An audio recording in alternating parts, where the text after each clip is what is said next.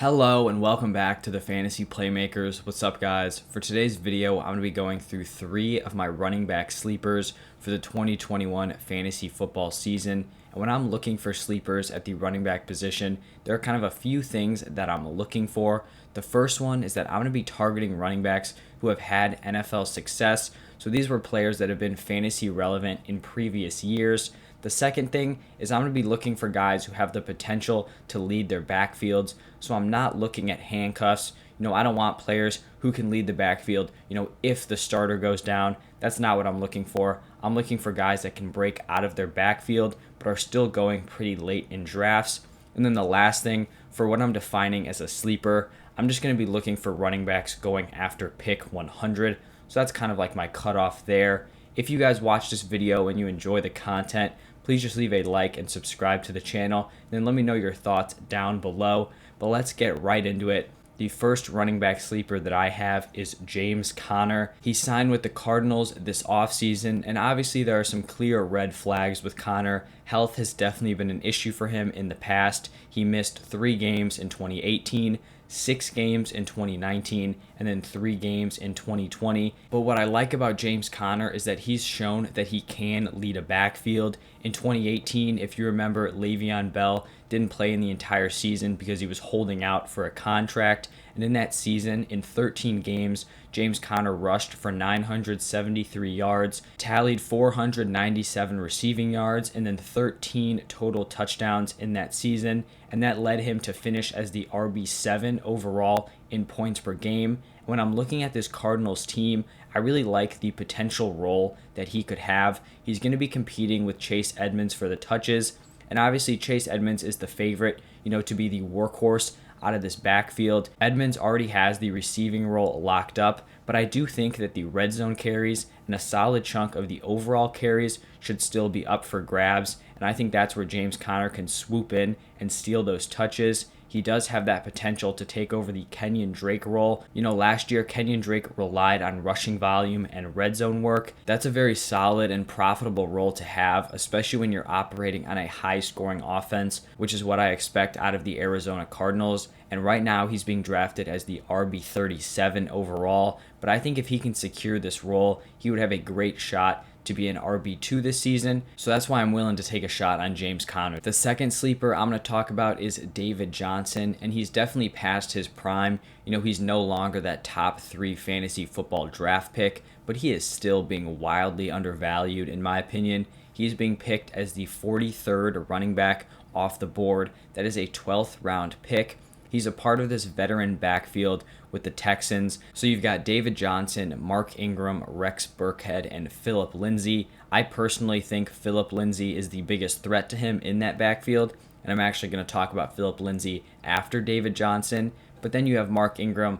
I'm really not concerned about him. He does have some familiarity with the Texans coaching staff, but if you look at last season, he was a healthy scratch towards the end of the year. He couldn't even slot in as a top 3 running back on that Ravens offense, so not super concerned about him. And then Rex Burkhead, I think, is a very solid player, but he is coming off an ACL tear and has still not been able to practice yet. So, we really don't know how a 31-year-old Burkhead is going to come back from that. And I think David Johnson is the most likely starter out of this backfield and had a really under-the-radar 2020 season.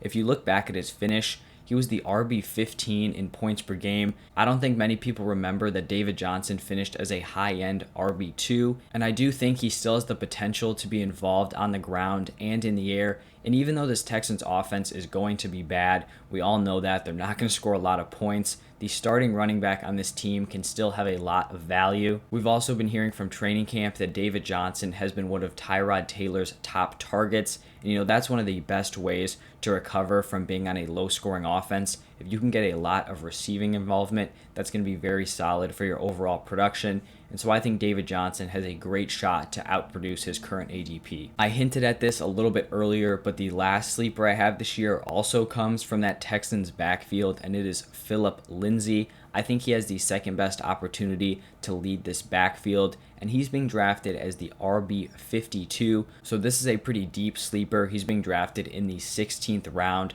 But if you're just looking at the other options around him, you're looking at like third string running backs or rookie running backs that are way down the depth chart, haven't even logged an NFL snap. And so I do think Phillip Lindsay has some value here, if you're in huge leagues or even as a best ball pick.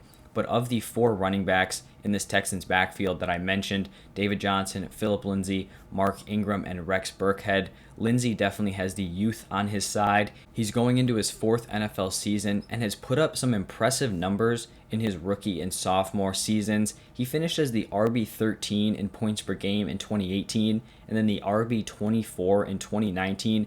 So back-to-back RB2 finishes for him. He rushed for 1,000 yards in both of those seasons. I think right now he could legitimately be the best running back on this team. He's improving or at least staying at the same level while every other running back on that team is going to start to fall off, start declining. Their skills are going to be going down. And so like I mentioned with David Johnson, even if this Texans offense is really bad, the starting running back is still going to have some value. And you're not going to be able to find a guy who can lead a backfield this late in the draft. So that's why I'm willing to throw a dart on Phillip Lindsay. All right, so those are 3 of my running back sleepers for the 2021 season: James Conner, David Johnson, and Phillip Lindsay. They all have a solid track record of NFL success and all have the chance to lead their backfields this season. So that's why I'm looking to target those guys in the later rounds. Let me know what you guys think. Do you agree with these sleepers?